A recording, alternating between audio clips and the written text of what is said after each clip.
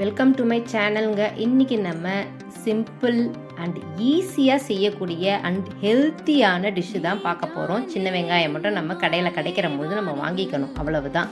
மற்றபடி இந்த டிஷ்ஷு செய்யறதுக்கு தேவையான பொருள் வீட்டில் இருக்கிற பொருள் மட்டும்தான். இப்போ நம்ம வறுக்கிறதுக்காக கடலைப்பருப்பு, உளுத்தம்பருப்பு, தனியா, வெந்தயம், சீரகம், காரத்துக்கு ஏற்ற மாதிரி காஞ்ச மிளகாய், இவ்வளோ தாங்க நமக்கு தேவையே. இப்போ ஒரு வாணலி நம்ம எடுத்துக்கிறோம். அந்த வாணலியில் கொஞ்சமாக எண்ணெயை விட்டுக்கோங்க.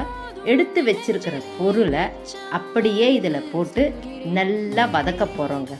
கொஞ்சம் சிம்மில் வச்சு வறுத்துக்கோங்க. பொன்னிறமாக ஆகட்டும்.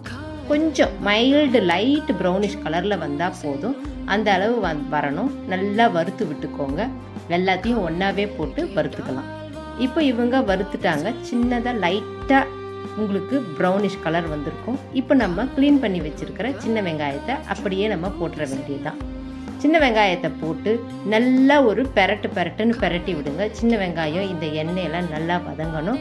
அதுதான் முக்கியமான பாயிண்ட்டே. நல்லா கண்ணாடி பதம் வர வரைக்கும் வதக்குங்க சின்ன வெங்காயத்தை. அதையும் சிம்மில் வச்சே செய்யுங்க. இப்போ கண்ணாடி பதம் வந்தாச்சு. இவங்கள நல்லா ஆற வச்சுட்டு மிக்ஸி ஜாரில் நம்ம மாற்றிக்க போகிறோம். இப்போ நம்ம மிளகால இருக்கிற காம்பை ஃபஸ்ட்டு எடுத்து போட்டுடணும். மிளகால இருக்கிற காம்பு வேண்டாம், அதனால் அதை எடுத்து போட்டுருங்க. தேவைக்கு ஏற்ப உப்பு போட்டுருவோம். கொஞ்சமாக புளி, கம்மியாக தான் நான் புளி வச்சுருக்கேன். நல்லா மிக்சியில் நல்லா மையாக அரைச்சிடுங்க. இப்போ அதே வாணலிலேயே கொஞ்சமாக நல்லெண்ணெய் தாங்க விடணும். இது ரொம்ப ரொம்ப முக்கியமான பாயிண்ட். நல்லெண்ணெய் தான் விடணும். நல்லெண்ணெய் விட்டு கொஞ்சமாக கடுகு தாளிப்பு போட்டுக்கோங்க.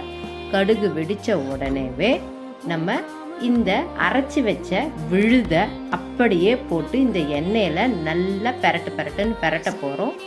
நல்லா வாணலியில் ஒட்டாமல் வருங்க. இந்த மாதிரி இரும்பு பாத்திரத்துலேயே பண்ணுங்கள். அது அவ்வளோ நல்லது உடம்புக்கு. நமக்கு அயன் சத்து நல்லா ஏறும். இப்போ பாருங்கள், வாணலியில் ஒட்டாமல் வந்துச்சு. இதுதான் பதம்.